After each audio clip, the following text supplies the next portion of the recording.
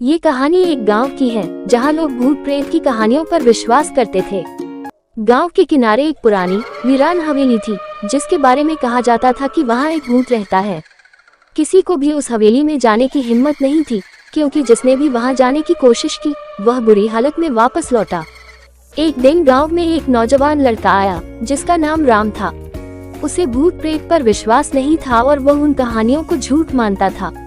गांव के लोगों ने उसे हवेली के बारे में बताया तो उसने कहा, मैं वहां जाकर देखूंगा कि आखिर क्या सच्चाई है। राम ने रात को हवेली जाने का फैसला किया। अंधेरा छा चुका था और हवेली के आसपास खामोशी थी। वह सीधा हवेली के अंदर चला गया। अंदर जाते ही उसे अजीब सी आवाजें सुनाई देने लगी। कभी किसी के कदमों की आवाज आती, कभी खिड़कियां खुद ब खुद खुलने लगती। लेकिन राम ने हिम्मत नहीं हारी और हवेली के अंदर की जांच करता रहा। तभी अचानक एक पुराना कमरा खुला और उसमें से एक सफेद साया निकलकर राम की तरफ बढ़ने लगा। राम थोड़ी देर के लिए डर गया, लेकिन उसने खुद को संभाला और उस साये से पूछा, तुम कौन हो?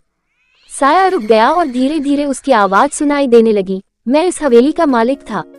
मुझे मेरे ही परिवार ने धोखा देकर मार डाला और तभी से मेरी आत्मा यहाँ भटक रही है। जब तक मुझे न्याय नहीं मिलेगा मैं इसी तरह भटकता रहूंगा। राम ने उसकी कहानी सुनी और गांव के लोगों को इसके बारे में बताया। बाद में पता चला कि हवेली के मालिक की हत्या सच में उसके परिवार ने की थी। गांव वालों ने उस सच्चाई को उजागर किया और धीरे धीरे वह आत्मा हवेली से मुक्त हो गई।